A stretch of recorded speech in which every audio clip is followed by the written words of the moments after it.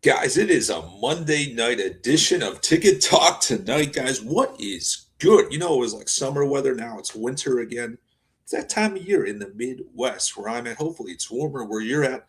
I want you guys to think of TicketCon 2026, though, coming this summer, July 26th in the Big Easy Contemporary Yard Center. We are going to just reimagine ticketing at its finest. I want you guys to come.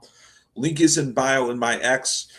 We're going to talk everything. We're going to talk secondary. We're going to have debates. We're going to have panels. It's going to be no politics, open market. Anyone's welcome to attend. We're not going to decline anybody from attending like some other ticket conferences do lately. We want everyone.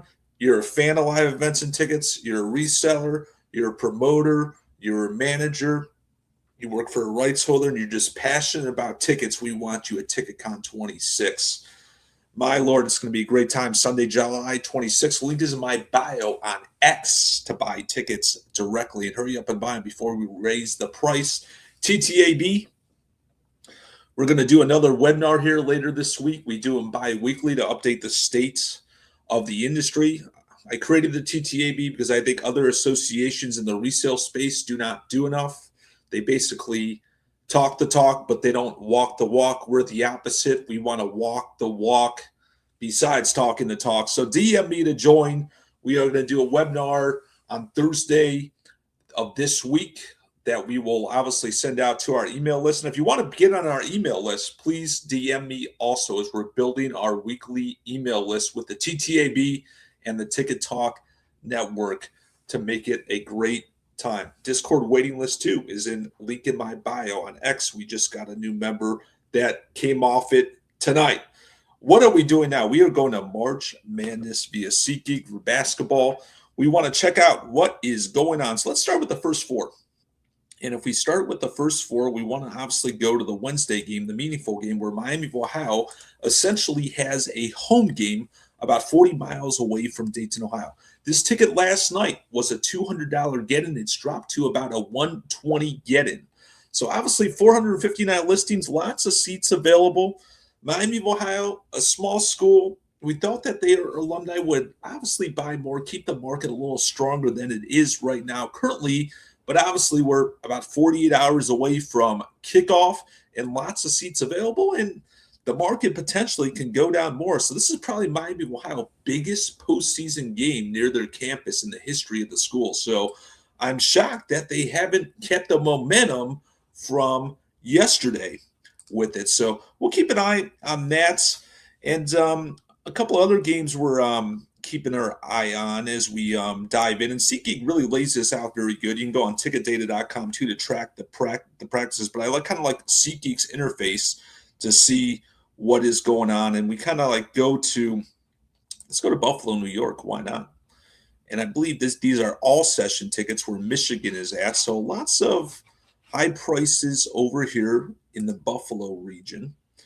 And I kind of want to go to the matchups besides the all sessions because it kind of makes it easier. We're kind of paying attention to Oklahoma City. A lot of talk in our Discord group in Oklahoma City at the Paycom Center. Nebraska is about a 30-minute, 40-minute drive to OKC. This is their first tournament game within driving distance for the famous Nebraska Cornhuskers. So we're keeping an eye on this one. Obviously, Thursday, 11:40 a.m. kickoff, tip-off.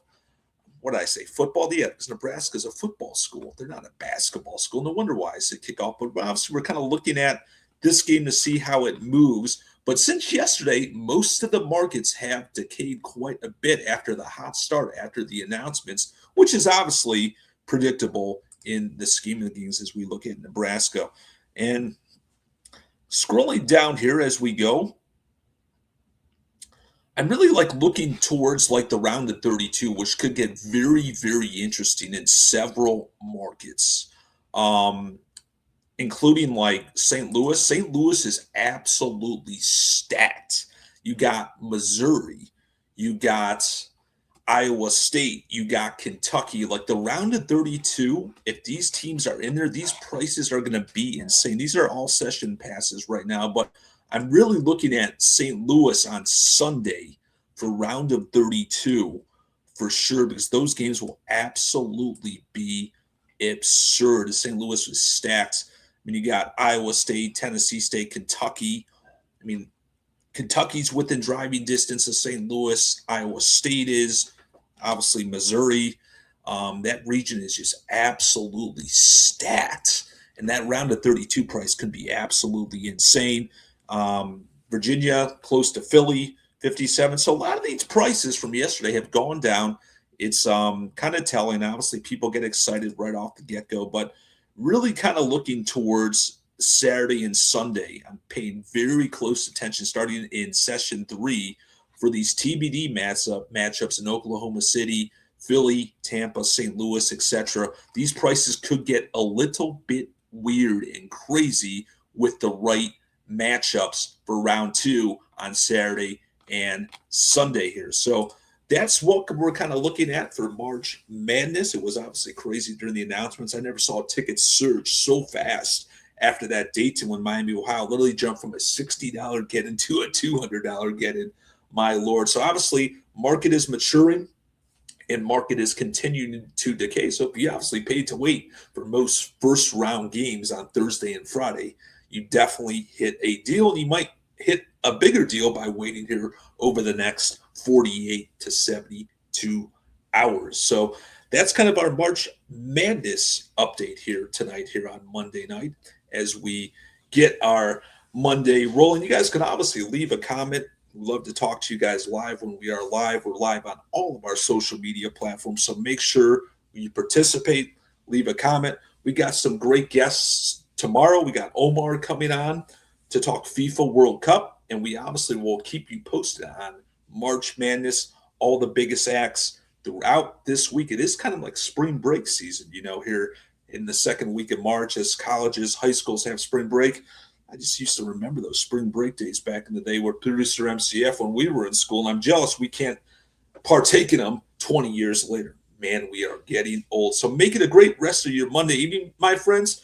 DM me with all of your ticket intel, and most importantly, stay lean and clean.